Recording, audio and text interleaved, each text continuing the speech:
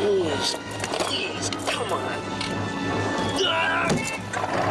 Hello everyone and welcome to Action RPG. I'm your host Aaron, and for today's video we're headed to the world of Last Epoch. Mike, one of the senior developers at 11th Hour Games, held his normal Friday Q&A live stream on Twitch, which means I get to bring you Dev Chat 155. As always, Mike answered lots of great questions from the community and honestly gave probably more teasers than ever for the up and coming Season 2.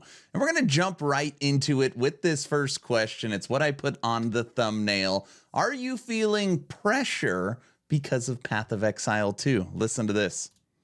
I hope you're good with all the hype around POE 2. Do you guys feel any pressure in the action RPG space? I mean, yeah, there's always tons of pressure coming from like from Path of Exile, from Diablo, from plenty of other games too that are fantastic. And pressure might be the wrong word. I think there's like a little bit of a renewed interest in the genre right now.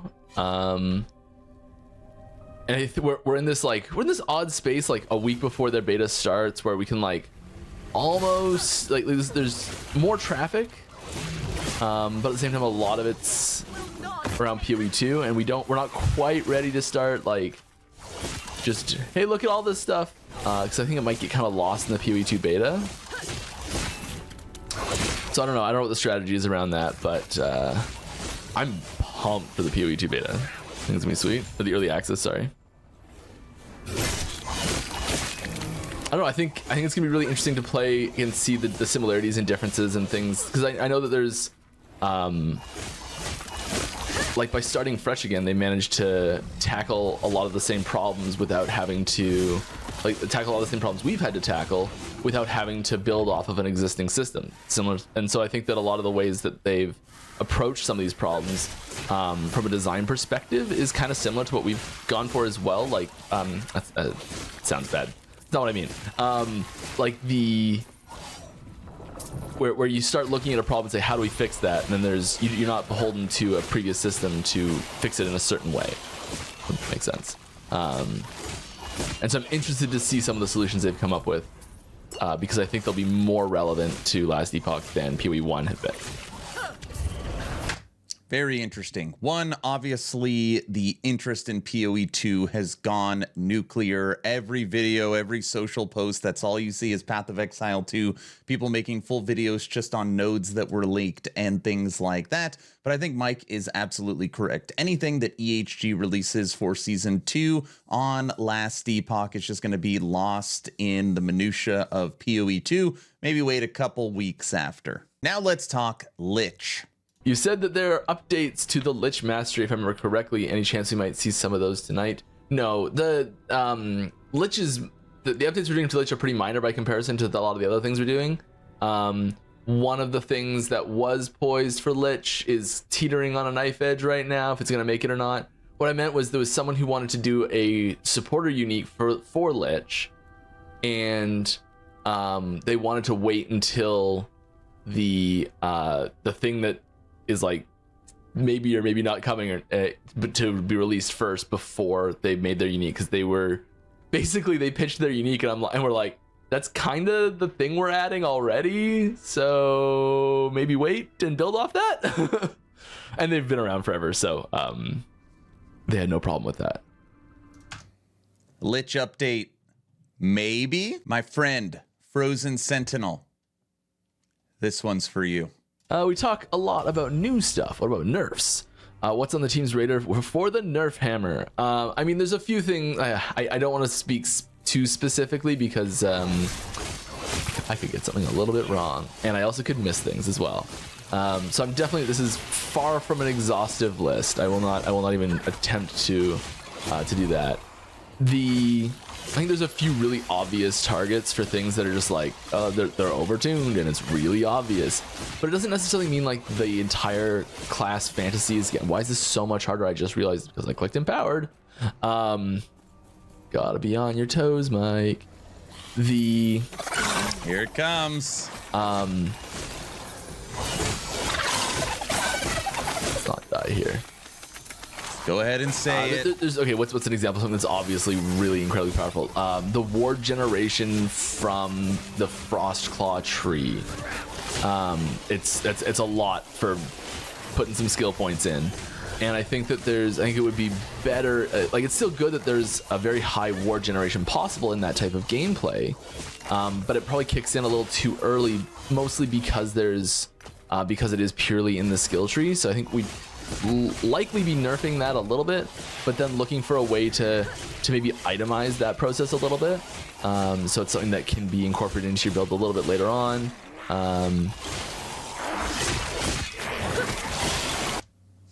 There you have it. Mike just talking, and I like it.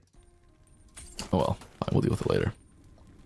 We've changed a bunch of the UI in the inventory, and so like buttons are either gone or aren't where they were before, and there's stuff's moved, and it's like I've been playing on the new UI for the inventory client. It's not a huge change, but it's like just enough that I'm like clicking in the wrong spot a whole bunch.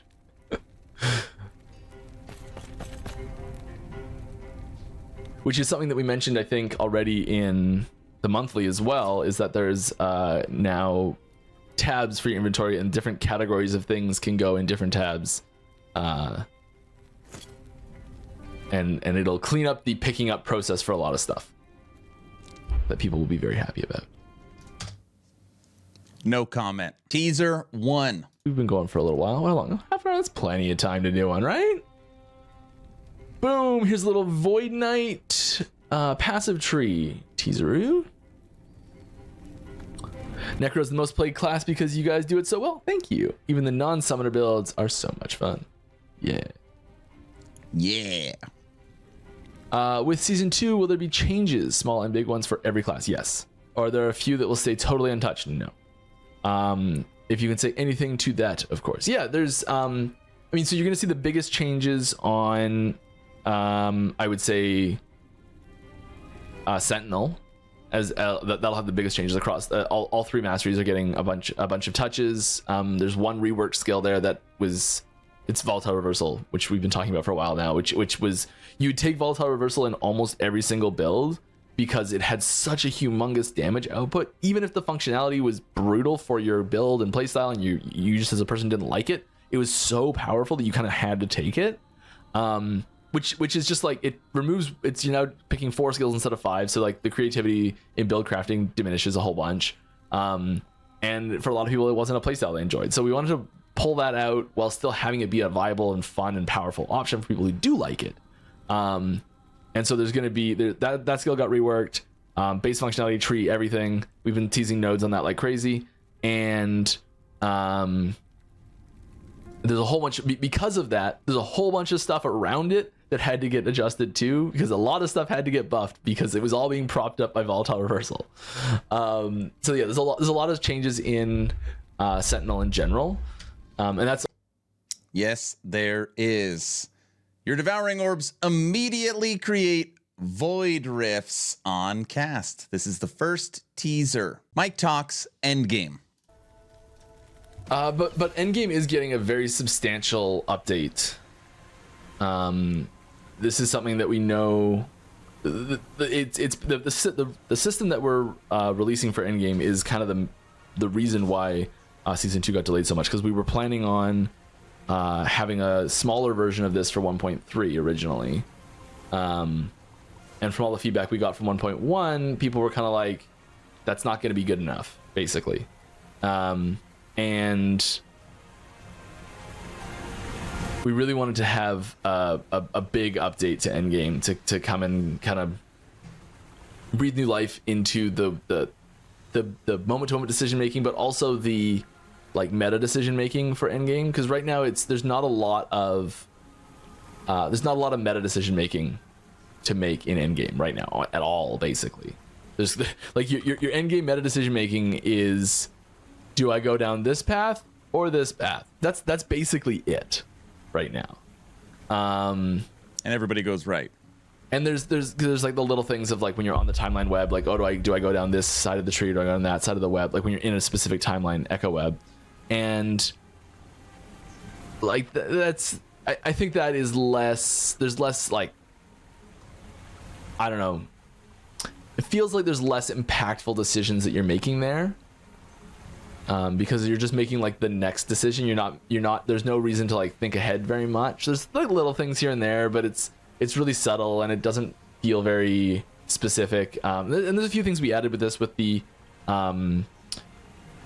faction system, the item faction system, when we added in like Circle of Fortune has a few things with like lenses that you can do, and like making some decisions on like what type of content you're gonna do and thinking ahead that way. So there's like some hints of it there a little bit, but it's still not really fully fleshed out. And like and once again, there's a little bit of a gain with the Forgotten Knights where you have to like pick the order that you do this in, so you're not leaving like really hard ones to the very end, and like, you know, things like that. So there's some things that are kind of hinting at that style of stuff, but there's not really any big decisions, and there's also just not enough variety of activities. So we don't have, like, we've only got a handful of activities. We've got 3 different dungeons, which are arguably the same thing, but I think I'd call them different activities, but they're very similar. The big problem with that is counting them even in this category is that you usually do them to get the specific rewards they have that you don't generally want to farm over and over again. And then you have the arena, which is not really fantastic for experience or loot for the most part. And so you're kind of left with the monolith as your almost exclusive like endgame system to like interact with. That's like the backbone of the whole endgame system. And so like the number of different echoes types that are in the monolith as well is a little thin. So I think these are all categories we're targeting for improvements in the end game, and like, so adding more activities, improving the activities that are there, giving you some meta decisions to work on, and I think it's all going to come together to have just a much better end game experience in general, one where you feel like you're affecting your end game experience and you're making decisions that are changing your activities, and you're like, these are all important things that we're trying to incorporate into the end game systems that I think other games that have been around for a lot longer do really well. And I think that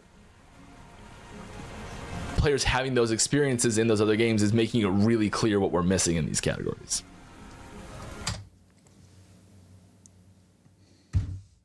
No comment. Another teaser. Yeah, this is cool. We'll split the nodes up. Here's a thing. Oh, look at that thing be. The big thing. All right. Hello. Maybe not popular opinion. Loot lizards. When you find one, it should be like, woo, lizard. But when you have multiple lizards during the echo, it's like, oh no, another one. Can you make them a more special moment and be actually happy to see them? We are. So that's one of the things we are doing. We are. We made this adjustment a little bit. I think we're making it a little bit more as well, which is just like making them drop a little bit higher quality loot and a little bit less of it. Smart. So they'll drop like rarer shards but less shards, and they'll drop rarer items but less items, and like, so just turning up that quality and quality up, quantity down just a touch on them, I think will have a big impact on that, because I think you'll more frequently find, especially with loot filters so strict, you'll find things that you're actually wanting to pick up more. In case you couldn't see it, this is the Marsh Beetle Queen. And when you look at the player size to the size of this Beetle Queen, it is massive. Teaser 3. I'm sorry, here we go. You want it? You got it. Paladin. If a casino is a no-go, how about an arcade where you can spend gold to play mini games like Knockoff, Galactica, or Pong? We could still have LE Classic Games leaderboard. I think that's a cool idea. I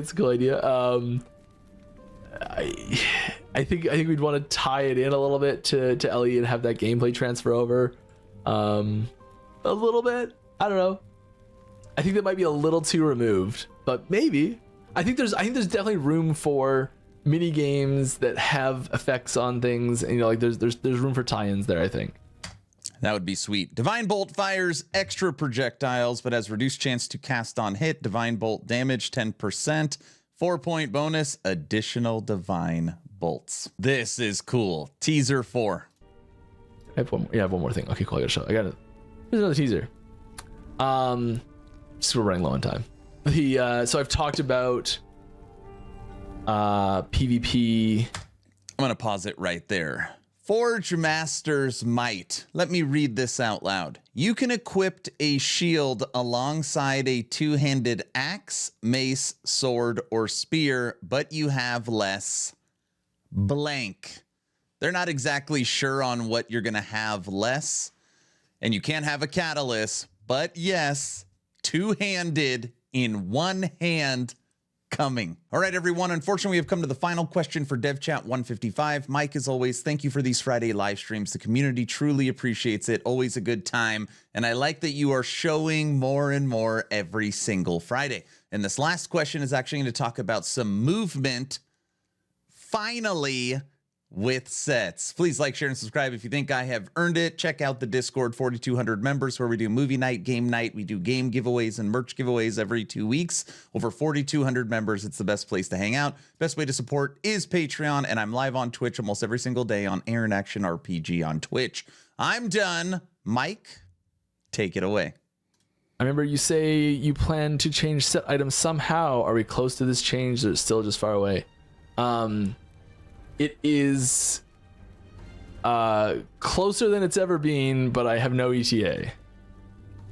I mean, it's always closer than it's ever been. That's the dumbest thing to say, Mike. You just said literally nothing. It's I would say there's been some minor movement on it recently. I'll say that.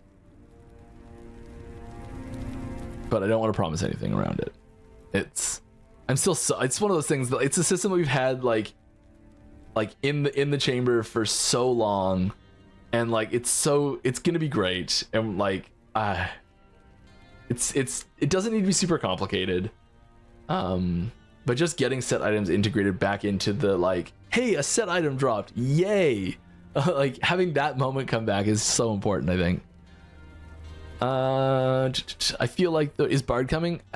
Bard's a really tricky class. I haven't seen a good pitch internally or externally yet for a Bard that would fit well in our class system.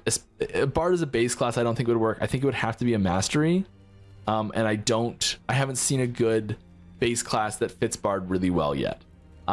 There's been a couple. There was an example I had a while ago that I thought was decent, but it's still like B+ range, and I want A+.